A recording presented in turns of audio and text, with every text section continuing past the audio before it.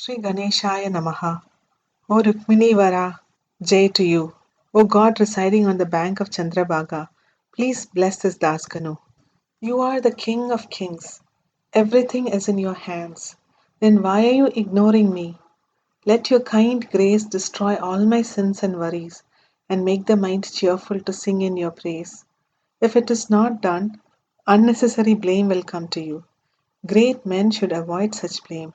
Therefore, O Shyamasundara, O Lord of Rukmini, O generous Panduranga, fulfill my desire.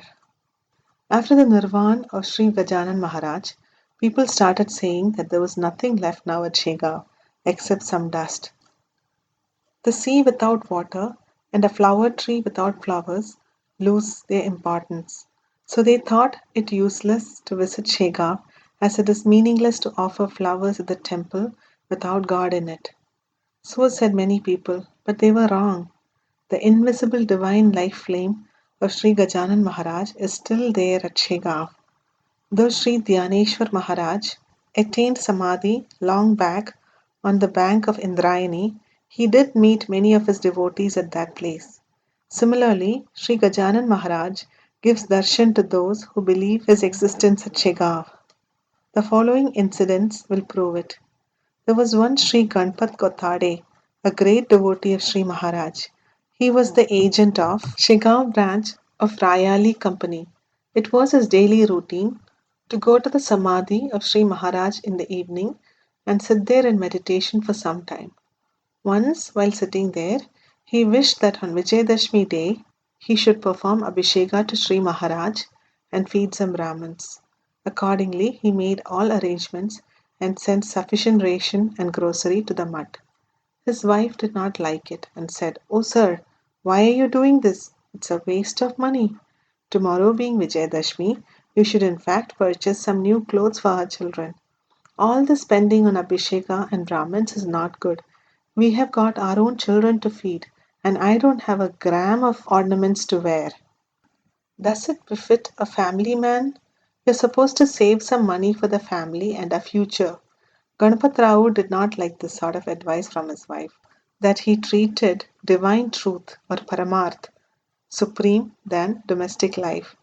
The same night, Sri Maharaj appeared in the dream of his wife and told her, "Don't harass your husband anymore. Let him do what he likes, and you're not going to lose anything because of that. Don't have love and attachment for the transient things. At the end, all this money will stay here, and only the good and bad deeds will accompany you. Abhisheka and feeding of Brahmins is a good deed, as it involves sacrifice and is something that is done for others. Money spent on it is never wasted. It's like a seed sowed in the earth. So I tell you not to obstruct him." Next morning, she told him this dream, and he was very happy to know it. He then advised her to have full faith about the continuing existence of Sri Maharaj and Shegaon, and also to believe that all these children, money, and everything belong to Sri Maharaj, and therefore stop worrying about them. Then Ganpat Rao very happily offered the puja to Sri Maharaj on the Dasera day and spent generously for it. Since then, Sri Ganpat Rao's faith in Sri Maharaj became more firm. Now listen to the experience of Sri Lakshman Hari Janjal. Lakshman was a devotee of Sri Gajanan Maharaj and had gone Bombay for some work in connection with his business. He was in a disturbed mood due to certain domestic problems. When he went to Boribandar railway station for his return journey, he saw a tall sage with arms reaching his knees, eyes concentrated at the tip of the nose, and lips chanting the name of God. He said to Lakshman, "Being a devotee of Sri Gajanan Maharaj, why are you looking frustrated? Remember what happened when you had made preparations to celebrate Punyatithi or death anniversary at Amravati and got food cooked for about 400 people. That time, Bapat had lost his son, and even then he had come to you with Sri Petkar to take prasad. It was due to the fact that Sri Gajanan Maharaj had appeared in their dream and advised them to go to you for prasad.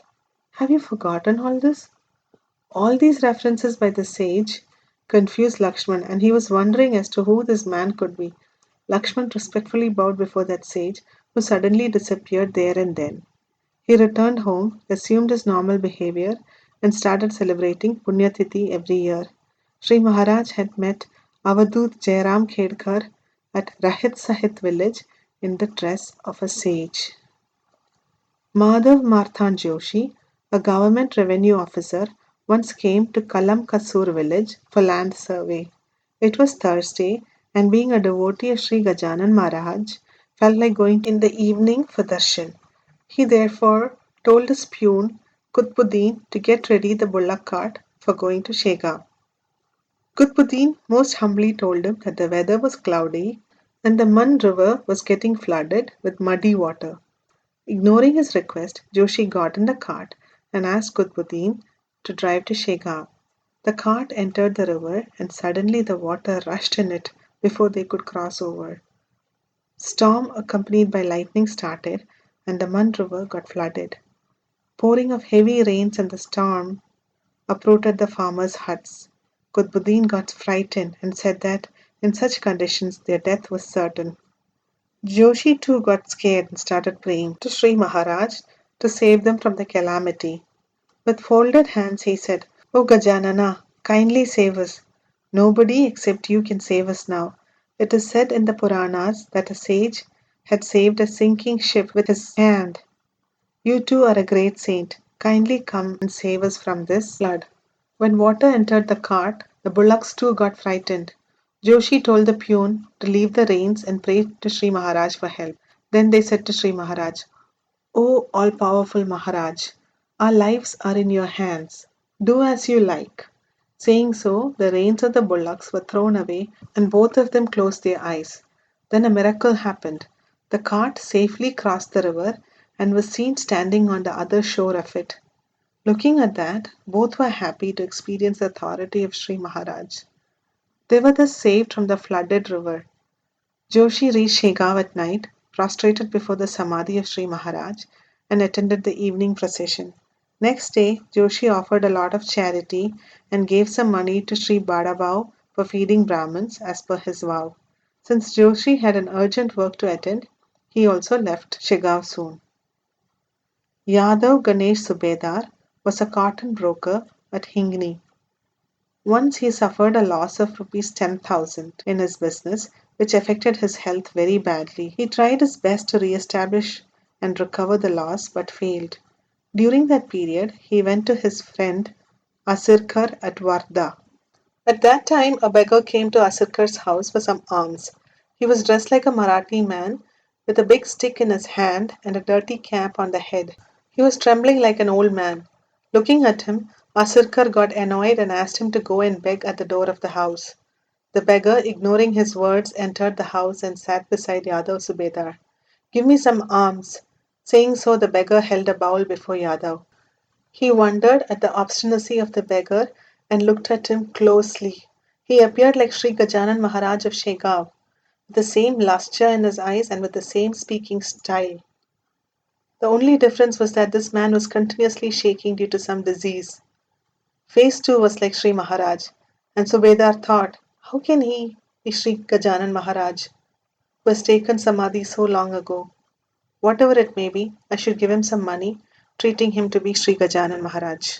The beggar took the money and asked for more. He further told him to distribute jaggery as per his vow to Sri Gajanan Maharaj, and said that the loss in the business was the result of his non-fulfillment of the vow.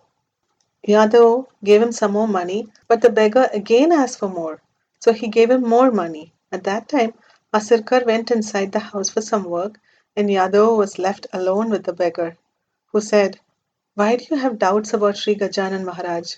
Remove your clothes and let me see your entire body, so that all your ailments will vanish. As you are like a son to me, don't feel shy. Saying so, Sri Maharaj moved his hand all over the body of Yadav. At that time, Asarkar returned and the beggar also went away. Yadav thereafter tried to find out that beggar in town, but could not see him anywhere. He thought that if the beggar was Sri Maharaj, he would certainly gain substantial profit in his business. Some day his carts of cotton were brought to Wardha for sale and he got a very high price for it. Then Yadav believed that Sri Maharaj had come to him in the guise of a beggar. Sri Maharaj always protects his devotees. Now listen to the experience of Kawar. Bau Rajaram Kawar was the doctor at Kamgav and was transferred to Telhara. Before joining his duty at Telhara, he, along with his family, came to Shegaon for darshan. At Shegaon, he hired one bullock cart for going to Telhara, and when he was about to start in the evening, Badabao said to him, "It is my request that you should leave Shegaon only after taking prasad tomorrow. Before this, you never went from here without taking food. Why are you behaving like this today? Moreover, today is Vyatipat, an inauspicious day for travel." Kawar agreed partially. He said that he would start immediately after taking meals at night. Accordingly, he left with his family. It was a pitch dark night. It so happened that in the darkness he missed the road to Telhara and strayed on a narrow path with jungle all around and a big lake in front. The cart stopped. There was nobody near about from whom they could inquire. The cartman said that they were on a wrong path. Kawar was surprised. He got down and saw that they had really missed the road of Talhara. Kawar abused the cartman for that mistake. Thereupon the cartman said, "Why are you abusing me? I frequently take the passengers to Telhara, and as far as I think, I followed the right path. The bullocks too walked straight without turning anywhere. They stopped only when they saw this lake. This surely is not the road of Telhara." Then Kawar understood the reason for all this happening. He thought it to be an act of Sri Maharaj, as he had left Shegaon without taking prasad, and that too by ignoring the request of Badabao. With folded hands, he implored Sri Maharaj to protect him in that forest. Immediately thereafter, he heard the ringing of bells of bullocks. That made him regain his courage, and then he asked the cartman to drive towards the direction of that sound. He did accordingly and reached a big road. On inquiring there, it was learned that they were still within the field boundaries of Shegaon. Then Kawar asked the cartman to drive them back to Shegaon. They reached Shegaon in the early hours of the morning and narrated everything to Badabao. Badabao said, "It was good that Sri Maharaj did not allow you to go on Yatipath day. Now take prasad today and go to Telhara tomorrow. One should never refuse prasad of Sri Maharaj. It is he who brought you back safe. One should not expect fulfillment of all our desires. Whatever the saints wish will happen. So, with full faith in him, we should keep quiet." Next day, Dr. Kawar went to Telhara after taking prasad. Now, listen to another story. There was a man named Ratansa, a Bavsar by caste. His 1-year-old son, Dinkar, was afflicted with some disease which made him pale and weak. Many doctors were consulted and medicines given, but he got no relief. He did not take any milk, and the continuous high fever made him cry. Doctors told Ratansa that the case was beyond any cure. Ratansa was very much grieved. The child was nearing death with hands and feet getting cold, eyes becoming dull, and the pulse missing. With such a state of health, Ratansa brought the child to the doors of Sri Gajanan Maharaj Samadhi and said, "Maharaj, please cure my child. If he survives, I will distribute sweets worth rupees 5. You have blessed so many devotees, and now I too want to experience that grace of yours. I am also your devotee, so do not ignore me. If my child dies at your doors, it will bring disgrace to you. People say that the touch of feet is like nectar, so please oblige me by your blessings. And if my son dies, I'll break my head at your doors. O Gajanan, look to me with your nectar like glance and save my child." A little later on, the child moved and started crying. All were surprised and happy to see the miracle. It was all by the grace of Sri Maharaj. What can darkness do before the sun? In a few days, Dinakar was fully normal, hale, and hearty. It was the result of the vow which was taken with full faith. Similarly, by the grace of Sri Gajanan Maharaj, Dada Kolhatkar got a son whose name is Raja. The grace of the saint has no limits. 16-year-old Chandrabhaga, daughter of Sri Ramchandra Patil, had a difficult delivery. Generally, delivery is a great painful affair for women. As per tradition, she came from Ladigaon to her mother's house for delivery. After delivery, she was running temperature for some days. It was declared to be a case of typhoid.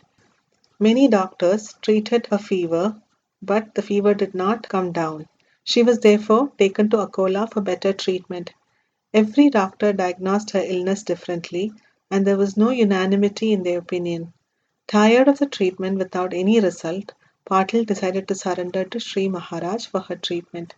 He started giving her Udi and Tirtha every day and implored Sri Maharaj to cure her. With his great faith in Sri Maharaj, Chandrabhaga showed signs of recovery. The lady, who once could not move from her bed, was now able to go to the Samadhi of Sri Maharaj for darshan. That was the effect of the Udi and Tirtha of Sri Maharaj. God always blesses them who have real faith in Him. The devotee, therefore, should have full, unshakable faith in the subject of his worship. Janakabai, wife of Ramchandra, could not escape the sufferings destined for her. Due to gastric trouble, she used to have continuous stomach ache. The medicines used to give her only temporary relief, and her suffering continued. At last, the ailment affected her brain, and she was behaving like a lunatic. She lost control on what she said, and at times she lost her sense of hunger also. Some said that evil spirits haunted her, while others said it was some sort of a disease. They said that Patil, being an executive officer of the village, had created many enemies, and the weaker ones, unable to retaliate, must have tried a magic spell on his wife. Medicines and all other types of remedies were tried, and Patil, being a rich man, was fully exploited by unscrupulous people. In the process, he spent a lot of money, but the wife did not get any relief. Tired of all these efforts, he said, "Now Sri Gajanan Maharaj will be our doctor, saint, God, and everything. My wife is his daughter in law. That is my belief, and so she needs no other remedies hereafter." Then he asked his wife to take bath early in the morning, go to the mutt, and perform pradakshina of the samadhi of Sri Maharaj every day. She obeyed her husband and started doing as advised. The pradakshinas were not wasted, and she was cured of her ailment. Sincere service to real saints is never wasted, but it should be done with full and unshakable faith. After Sri Gajanan Maharaj, Badabhau took his place and performed some miracles. He attained Vaikunt at Shegaon on Vaishak Vadya Shashti, and his place was then taken by Narayan. When Badabhau attained Vaikunt, Sri Gajanan Maharaj appeared in a dream to Narayan at Nandura and told him to go to Shegaon and protect the devotees going there. Narayan held the authority for some days and went into Samadhi on Chaitra Shuddha Shashti. Service to saints is a great punya, but it is not possible without past good deeds to your credit. Like the star in the sky, the legends of Sri Gajanan Maharaj are uncountable. I am dull and ignorant and unable to describe the ocean like life of Sri Maharaj. I have said only that much, which has been told by him to say. The pen writes, but it has no credit for the writing. In fact, one who holds the pen writes. The pen is only a means to that writing. Same is the case here. I have become a pen, and the writer is Sri Gajanan Maharaj. It is by his grace that I have written this holy book. O listeners, I own no credit for all of this. This Gajanan Vijay Granth, composed by Das Ganu, is nearing the climax, and now the final chapter is ahead. Shubham Bhavatu, Sri Hari Hararpanamastu.